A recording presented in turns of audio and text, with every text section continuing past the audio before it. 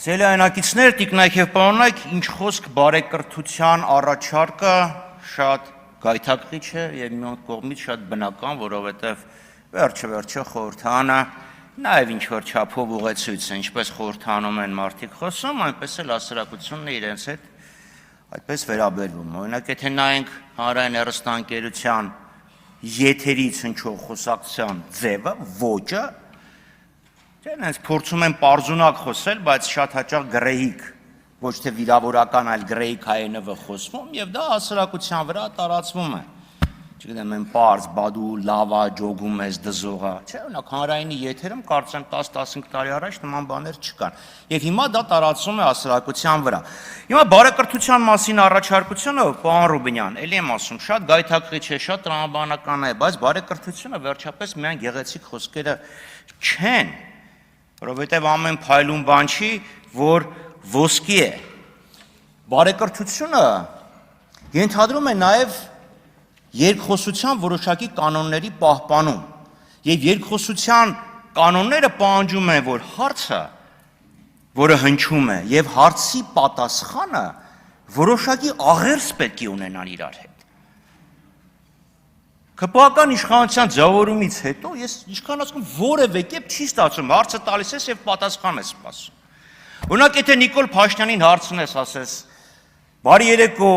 պարոն Փաշինյան, ինչպես ստացվեց, որ Հայաստանում տեղի ունենում նոր սեփականաշնորհման գործընթացներ, հարստության վերաբաշխում և պատահաբար հանկարծ ռազմավարական նշանակություն ունեցող ձեռնարկություններում բաժնեմաս են ստանում, օրինակ օֆշորային ընկերություններ, օրինակ ընկերություն, որը խոսքը գնում է Ամիոյի մասին, բաժնետերիս մասին, որը գրանցված է Շվեյցարիայում, որի մինչև անվանափոխությունը շահառուն գրանցված է եղել Լիխտենշտեյնում, այդ ընկերությունը, որը գնել է բաժնետոմսերի մեծամասնությունը, մի մենեջեր կա, բացեք կայքը կա, այդ ընկերությունը սկի կայքել չունի ընդհանրապես այլ բաց աղբյուրներում, վերանվանումից հետո գրանցված է մի հասցեն, որի վրա գրանցված է ևս 90 ընկերություն։ Պատասխանը գիտեք ոնց կլինի, իսկ ինչ է բարին։ Արդյոք ինչը բարի է մեկի համար, բարի է մյուսի համար։ Կսկսի բացատրել բարու և չարու տարբերությունը, վերջը այնպես կմեկնաբանի Նիչեի բարուց և չարից անդին գործը, որ Նիչեն այն աշխարհում 16 անգամ կպտտվի իր առանցքի շուրջ։ Բայց գոնե բարի բառից է բռնում, որ ասել է, սխալվել ես, ասել ես բարի երեկո։ Պարոն Կոնջերյան, մեր հարցը և պատասխանը մեջ, ախր ընդհանրապես որևէ աղերս չկար, որևէ կապ չկար հարցի և պատասխանի միջև։ Կարծում եմ դա բարեկրթության խախտում է, որովհետև մակերեսի վրա, այո, ոսկեղնիկ հայերեն էր, բայց տակը ուղղակի անարգանք է հարց տվողի նկատմամբ։ Նմանապես բարեկրթությունը նաև որոշակի տրամաբանություն է ենթադրում։ Եթե այստեղ ԿՊԱ-ականները գալի ասում են, ընտրությունները խախտվել են, կաշառք ա եղել է, սա եղել է, նա եղել,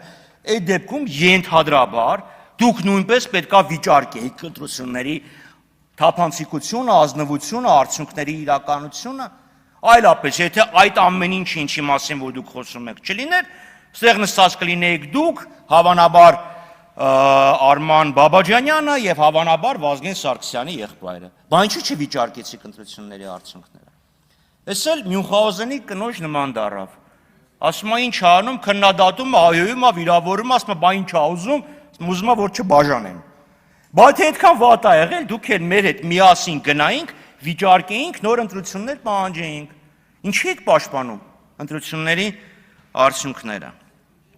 Մյուսը զարգացում և փոփոխություններ, ամեն դեպքում, պարոն Կոնջերյան, ստեղ պետքա ձեզ կրեդիտ բառով էր ասում, այդ դա ասել։ Այո, իհարկե, մարդ պետքա զարգանա, փոխվի, այլապես պրոգրես չի լինի։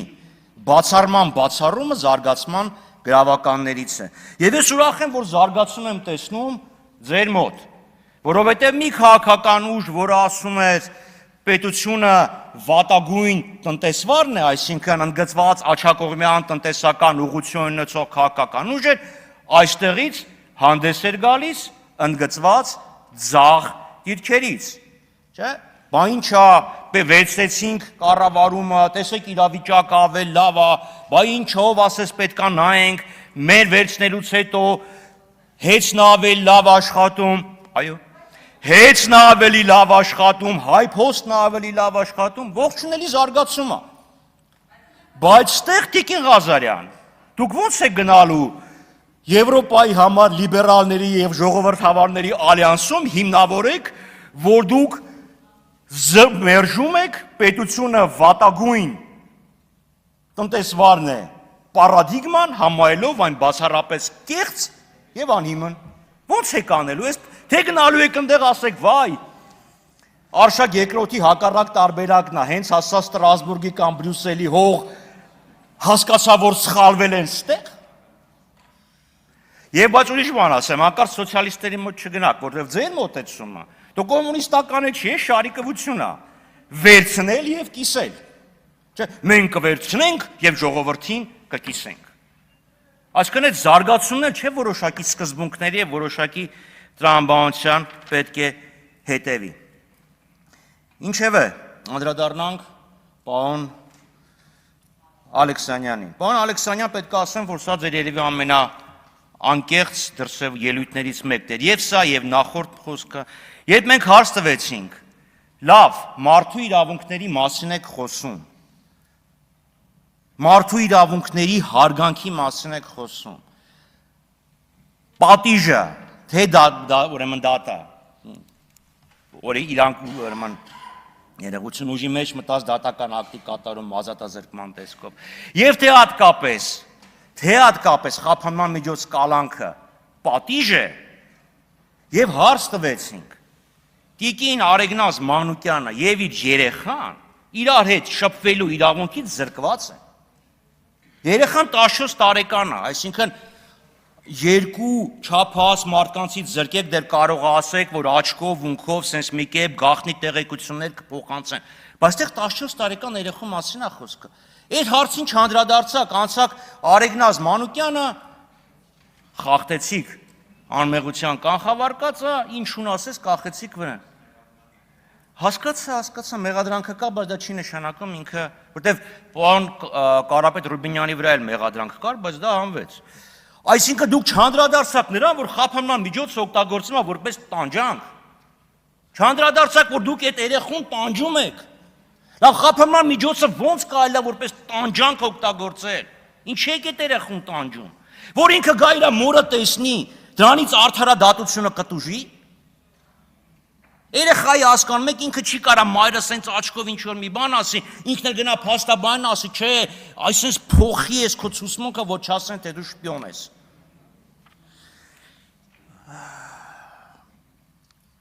Բոլորս դաշնակցականներ ենք եղել։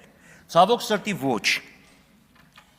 Երբ Հայաստանը անկախացավ, խոսքը չի գնում սեպտեմբերի 21-ին, խոսքը գնում է 20 թվականի մայիսի 20-ի ներողություն, 1990 թվականի մայիսի 20-ի ընտրություններից հետո ձևավորված իրավիճակի մասին։ Եվ քննարկում էր Հայաստանի զարգացման ուղեգիծը, կար երկու մրցող մոտեցում։ Պարոն Քոչյանը վստահաբար կհիշի, որ անկախության հռչակագրի 3 տարբերակ կար։ Առաջինը Ռուբիկ Համբարձումյան, ներողություն, Ռաֆիկ Համբարձումյան, եւ 2A եւ 2B։ Եվ ստեղ իրոք երկու մրցակցող մոտեցում կար։ ՀՀՇ դաշնակցություն կամ Ժիրայր Լիպարիսյան, Հրայր Մարուխյան։ Այլ տարբերակ ընտրվեց, չգնաց բոլորը դաշնակցականները։ Ոչ։ Օրինակ ցեղասպանության ընդունումը հիշում եք Լեոն Տեր-Պետրոսյանը դեմ էր եւ նույնիսկ այն Իվանովը խոսեց, թե այս ինչա կատարում, բայց Հայաստանի առաջի հանրապետության իրավահաջորդը չընտրվեց։ Այսինքն այդ վեճը կար, բայց պետությունը չգնաց այն տեսլականով, որ դաշնակցություններ առաջարկում։ Հիմա դուք ասում եք բոլորս դաշնակցականներ են եղել եւ դրա համար պետությունը գնաց սխալ ճանապարհով։ Այսինքն Տիկին Կարապետյան, դուք նախորդ ժամանակ դաշնակցական եք եղել։ Այո, ես ձեզ ասեմ, դաշնակցության պատկերացումները խիստ տարբերվում են Երնեկը ստեղ լիներ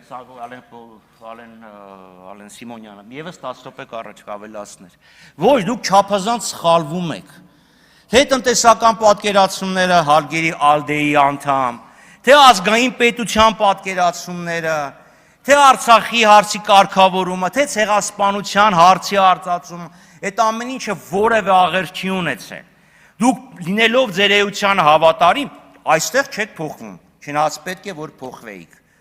Դուք փորձում եք ձեր բոլոր ձախողումները ձեր բոլոր թերացումների համար պատասխանատու կարգել մի քաղաքական ուժի, ով իրոք ձեր հետ ունի ամենամեծ եւ սկզբունքային տարաձայնությունները։ Շնորհակալություն։ Լենա Մաթևոսյան, նախապատրաստվի Մեսրոպ Մանուկյանը։